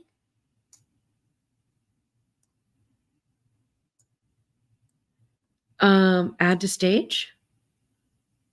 Well, looky there. So that is smoked corn. Now, see, it's a little bit, in my opinion, it's a little too done. So I'm still working on the recipe. But anyway, it was good. It was really good. All right. There you go. Louise, don't get a copyright strike. Well, it's my picture. So I definitely will not get a copyright strike on that one. Okay, good. It sounds like people are interested in that. So yeah, or the corn muffin. I'm going to make them muffins, I think. So Kat, so we got on New Year's Eve when we had the live New Year's Eve party, Jeff kept looking up songs because he was playing the guitar and doing a little singing and stuff like that. And he was looking up songs on his phone, and we got copyright strikes because he was trying to catch the melody of the song so that then he could turn that off and play it. But because it was just softly in the background, we got copyright strikes. So when I'm showing pictures, George is thinking that maybe I might get a copyright, but I won't get it because it's my picture, right? And it's not music. So anyway, it's really interesting. It's very interesting how quick they'll catch all the people that do things innocently. So let's end on the AI nonsense that's going on out there in Facebook land. It is absolutely horrid what's happening. It is like the wild, wild west. You cannot believe or trust anything you see on Facebook. And I'm talking specifically about food here because that's what I do for a living, but I'm sure it's going to go. I mean, it's just insane what people can do with AI. So the new thing is now, I'm going to call them, they're not hackers necessarily. I'm going to call them, I think I called them maggots one time, but I don't know what to call them. Somebody else said that there was another name for them that was really good. Villain. Anyway, we'll just call them the villains. Okay. So the villains of the internet, the people that take advantage of other people or, try to make a quick buck and don't really care about their audience, don't really care about, the quality of their product or the quality of their content. So now they're making these Facebook groups and Facebook pages. They're totally fabricating them. Like it'll say like Aunt Susie's homemade recipes, right? Or grandma's recipes. And you think, and even doing like a little bit of digging, you think at first that this is, somebody named Aunt Susie, right? Her name is Susie and she does recipes and she's saying, she's got this page and the recipes look great and they're easy and they don't do what those food bloggers do. They don't make you go to a link on their website. No. They take a gorgeous picture of the food and then they have the whole recipe listed out, except none of it's real. It's not real. It's fake pictures that they generate through AI. It's fake, and I'm going to call them fake recipes, and I'm going to tell you why I call them fake recipes. Fake recipes that they generate through AI, and AI generates these fake recipes by scraping our websites, food bloggers, going out there, scraping all the information, compiling it, taking a piece of this recipe, a piece of that recipe, piece of this recipe, and they spit it out into a recipe, and it may or may not work, right? Like, I'm not very vulnerable to this because I would love to see AI come up with a Ninja Foodie recipe that uses multiple different settings because it's not smart enough to do that. It is smart enough, but it can't operate the machine. So it has no idea what it's doing with a recipe, right?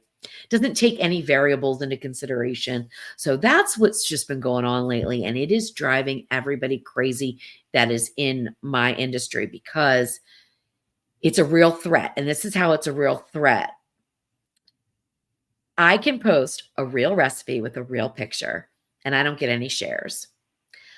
Not because you guys don't love me, just because it just maybe not, it's not your thing. I don't know, but it doesn't get circulated. So when you don't get comments, likes, shares on your recipes, Facebook does not show it. But when you have a beautiful fake picture that looks like, I mean, just insanely gorgeous, but if you look close enough, you'll pick up how fake things are. But you have this beautiful thing, and then you have an easy recipe all listed out for you.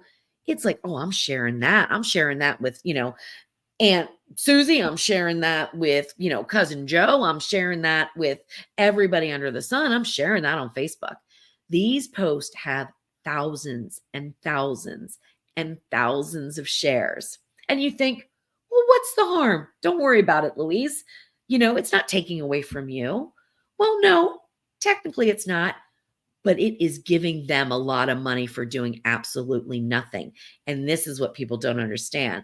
They are making money, and I mean thousands and thousands and thousands and thousands of dollars a month, way more than I make, by these fake recipes and these fake photos, because Facebook decided to do a creators fund and you earn money on shares, likes, engagement, that kind of thing on these posts. Trust me, if they weren't making tons of money, they wouldn't be doing it, because they don't do it for the love of cooking. They don't do it for the love of you. They do it because they want to make money and cash it in the bank. And they know it's going to run out. It's going to run out. The creator fund will go away, and then what are they going to do? So some are creating fake websites now. Okay. Because once the creator fund runs out, now they're going to do a fake website so that the recipes are somehow on this website, and they're going to hope to generate enough traffic to get ad revenue. But there's no reality there. There's no tested recipe there. Some may work, but some may not. I thought actually it would be kind of funny for me to take some of these recipes and actually try them out, right? To see and do it on a video, see if they're going to work or not. Because I can look at some of them and say, oh, that'll be a fun one. That is not going to work. And I laugh and I jest because I can look at them and pretty much tell they're not going to work. But the average person can't. So you're wasting your money on food, even if they didn't make any money, right? Because them making money doesn't cost you anything, right? It doesn't. So it doesn't affect you. But if you go to make that recipe and it doesn't work and it's horrible, it affected you because it just wasted your grocery money. And it just burns me up that people can do no work, put nothing into it, and make tons of money. And the information is coming from people like me, who have spent years and years and years developing recipes, putting them out on Google for people to be able to access. And it's it's a give and take. You get to Google, you search a recipe, you go to my website, I earn some money. It's still free to you. You've got to watch a few ads. Mine hopefully aren't as bad as some. I know some are pretty bad with pop-ups and stuff. I don't have any of that. And it's all fair. It's all fair. You get what you want. I earn a living, right? Because if I didn't earn a living, I couldn't do it. And Google gets money too. Everybody's happy. But oh no, that's not good enough. Now it's got to change. Now AI is there's good things about AI, but when it comes to people misusing it, and that's what's happening right now. So be careful out there. It is the wild, wild west. And just don't believe, if you don't know the person that's posting the recipe, you don't know the food blogger, you don't know who they are. And the recipe is written totally out with a picture that's too good to be true. Chances are it's fake. Okay. So this is the thing. If we share your recipes on Facebook, would you make anything? If yes, I'll start sharing them. No, I don't want anyone to do that artificially. I want, if you think it's a good recipe and you want to share it onto your page, or you want to share it, or you want to comment on it, or commenting now, that's easy too. If I post a recipe on Facebook and you comment, perfect. If you made the recipe and you're on my website and you share it to Facebook because you truly want to, because you liked it, perfect. I don't want anyone going to my website making comments, that they didn't make the recipe, but they're saying it's great because they think it's supporting me. That's not real either. That's just as bad, right? And I don't want anyone sharing my recipes that don't like them or are doing it solely because they think it's going to make me money, because that's artificial too, right? I want this to be organic. I've grown my business organically.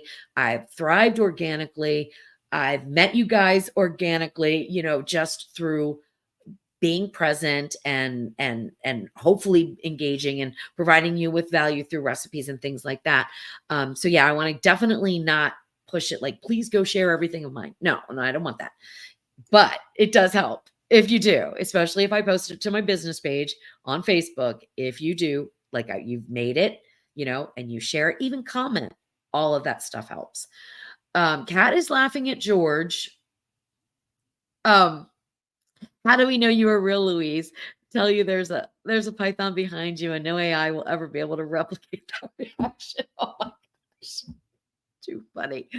Oh God. I think everybody knows I'm real. I think everybody knows. I'm probably as real as they come, honestly. Just, I'm a mess anyway.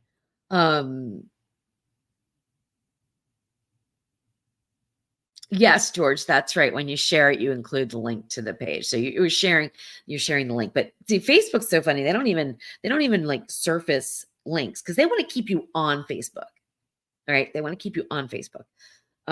But like I'm good with Facebook, and I'm kind of mad at Facebook for something else it's done. But I'm good with Facebook, and but like every once in a while, show my stuff to people.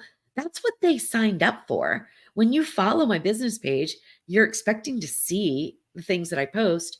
And I had 2 or 3 people tell me they don't see anything of mine anymore. Now, part of it's because I'm really bad at posting, because I'm really bad at self-promotion, believe it or not, horrible at it. And I just, that always goes to the back burner, which I've got tons of recipes you guys probably have never even seen. They're on my website, but if you're not really looking for them, you're not going to know they're there. And I really need to start posting more. But sometimes it's not because I'm not posting. Sometimes it's because you didn't. And when I say you, I'm not saying that in an accusatory way. I'm just going to explain how Facebook works. If I didn't post for a while and then I did, and then you did not, and Facebook showed it to you, but you were busy that day and you just scrolled on by. You didn't like it. You didn't comment on it. You didn't even pause for it, right? You didn't even like stop the scroll, so to speak, right? Because you were busy and you were looking for something, right? It happens to all of us. Well, then the next time I post something, Facebook says, she's not really interested. Even though she's following that page, she's not really interested in seeing that. So I'm not going to show her the salt and pepper stuff for a while. Instead, why don't we show her 1,500 ads for cowboy boots, and we'll show her some lots of fake AI stuff. Let's do that because they always get good engagement. And that's what happens. So then you see less and less of the followers or the creators that you're actually following, and you see more and more of crap. And that's just the way it is, right? Anyway, I can get off my soapbox now. All right.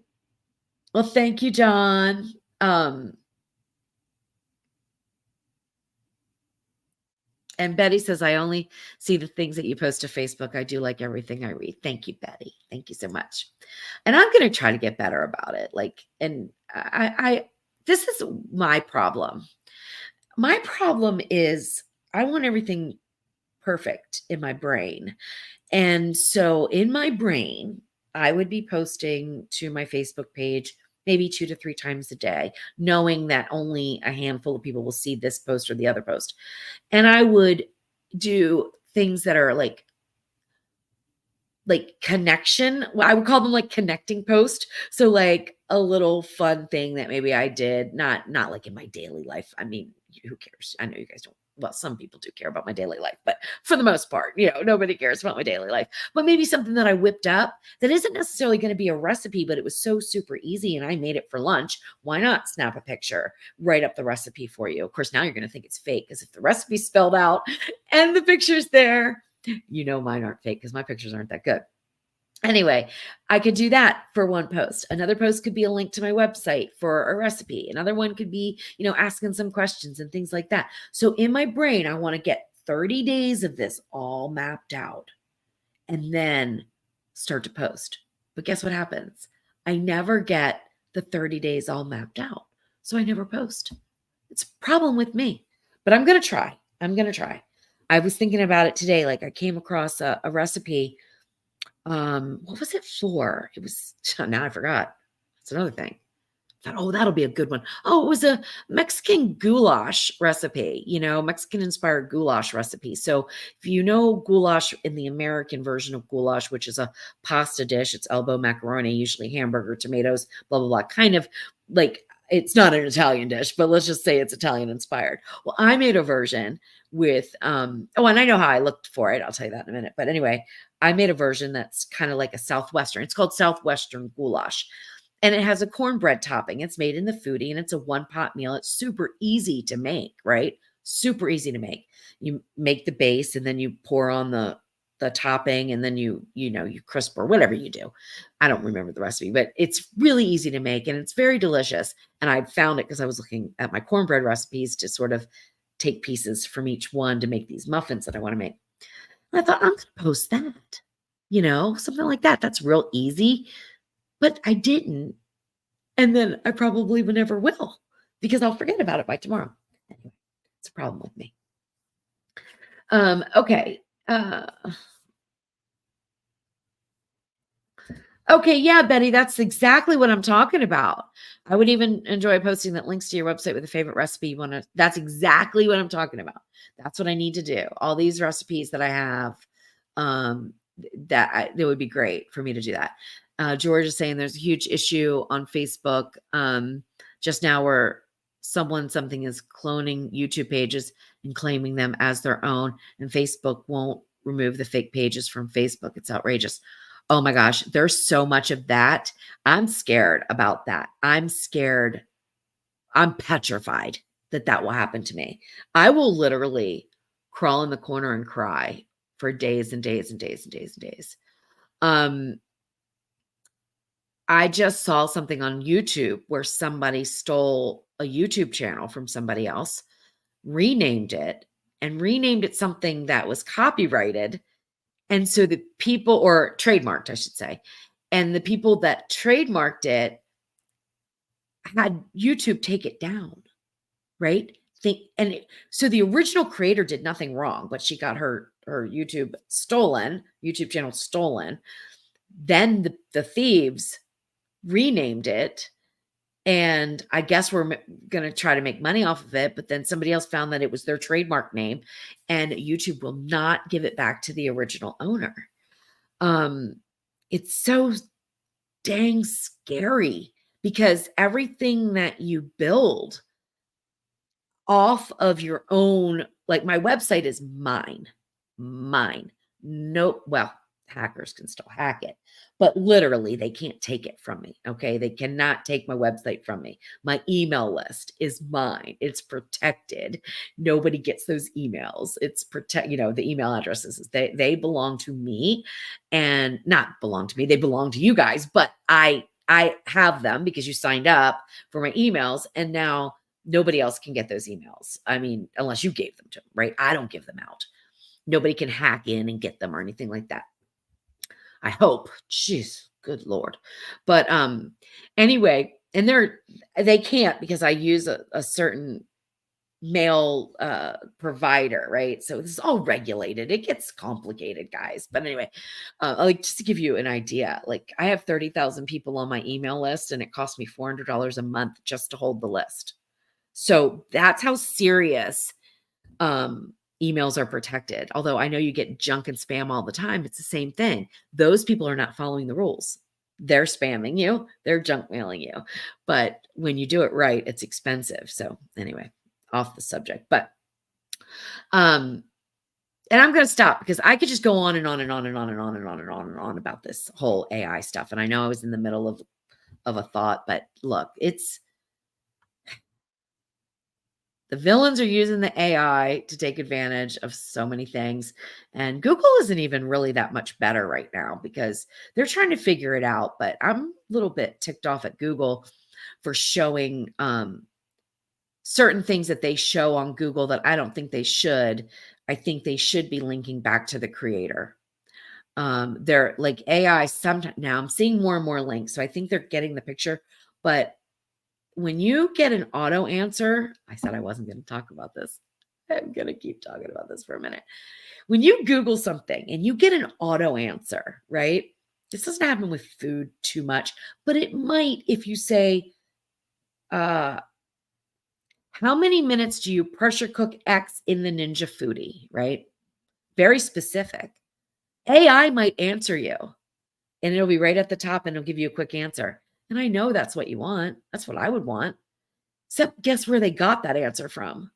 My website, right?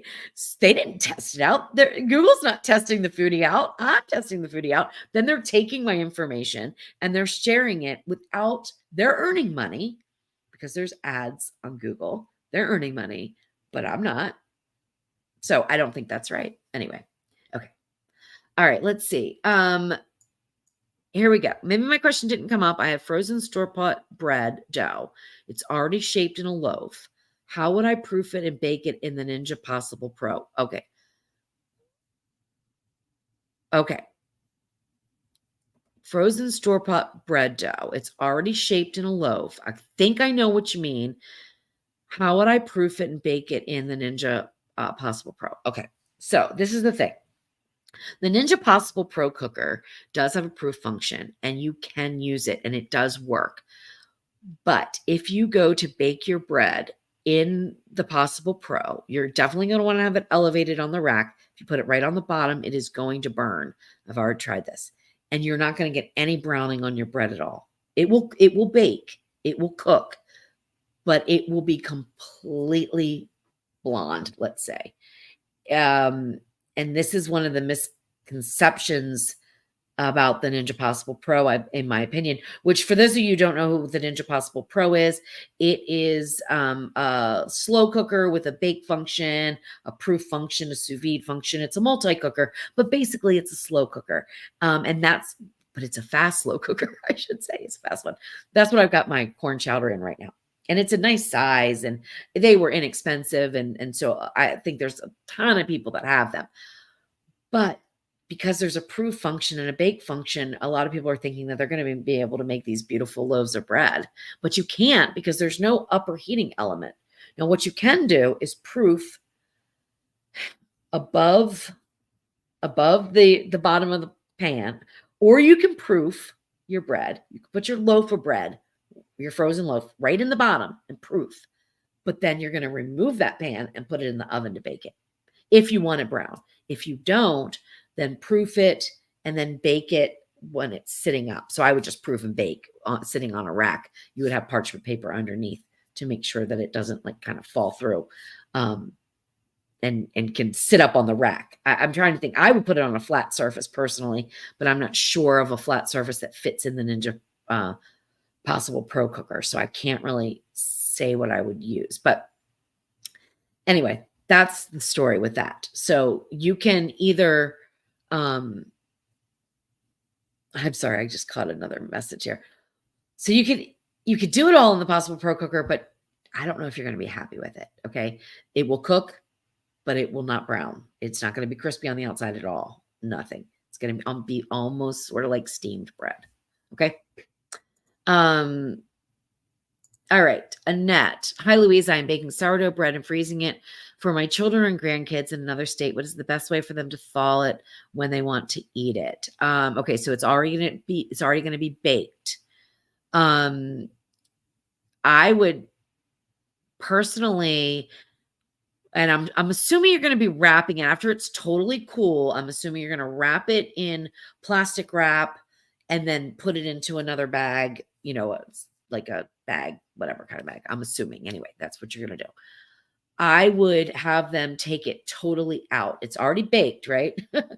I would have them take it totally out of the freezer, totally out of all the bags, and let it thaw right on a cooling rack. And just let it thaw at room temperature. That way, any of the ice crystals or any of the moisture that may be there doesn't get trapped in by the bag or the plastic wrap, which will soggy up everything. And it will all just kind of, as it starts to thaw, all that coldness, so to speak, will just kind of go away from the bread. Because if you tried to thaw it from frozen in the bag or in the wrap, as it thaws, it's going to create condensation, which is going to get trapped, which is going to go back to your dough or your bread. So that's what I would do. Okay. That's so funny, Kat. If I misspell your words, do you think AI would pick up on that? Probably, but then again, I would just on purpose. I would never misspell a word. Not on purpose. No.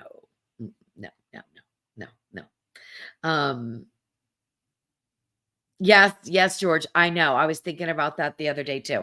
A Hungarian goulash. I know. I've got something similar to that. But yes, I need to look it up. I need to do a lot of research on that because it's not a dish I'm real familiar with. So yeah, but I know. And we're getting into that season. So Barbara, good night. Good to see you. Glad you could join in. All right. So, Kat, when you say you love goulash, are you talking about the stew or are you talking about the Americanized version? So, I'm going to make the Hungarian goulash. All right, guys. I think it's time. I've almost been 2 hours. Oh my gosh, I still have to make muffins. It's almost 9 o'clock. I might have to make the muffins in the morning. The corn muffins. So, I'll eat corn muffins for breakfast. But I am going to try this soup out. So, all right. I'm going to say goodnight. This is the part I always hate. Hi,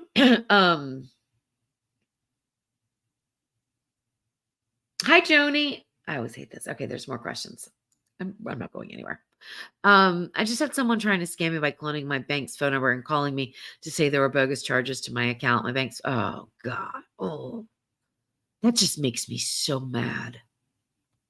There's so many crooks out there. So many crooks. Good night, Kat. Okay. What I have to thaw the dough first.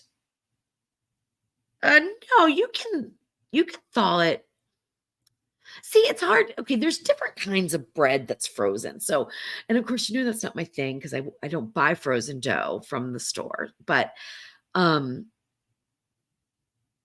Lisa, I'm afraid to answer you wrong. Now, it's unbaked. It's just the dough. It's in a loaf.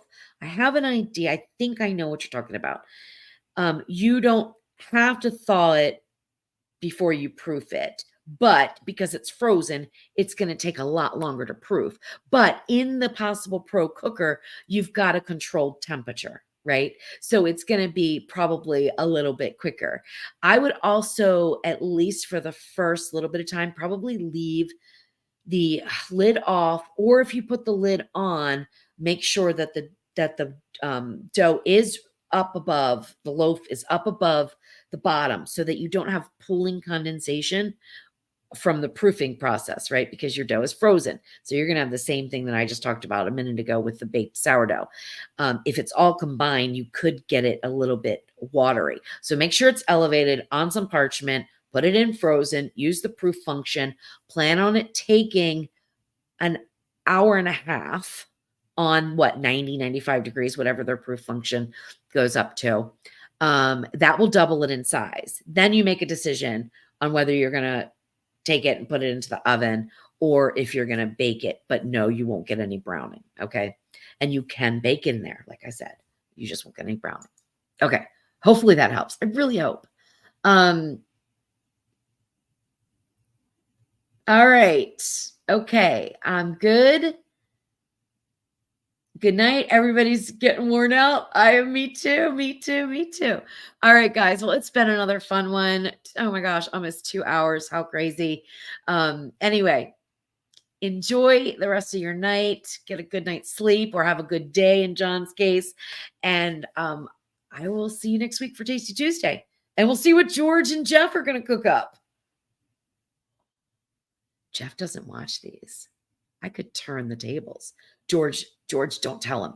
I could make Jeff cook next Tuesday. I don't know. We'll have to think about that. All right, guys. Bye-bye. Good night, George. It's 3 a.m. in Scotland. That's insane. I don't know how you watch these. All right. Love you guys. Bye-bye. See you next week.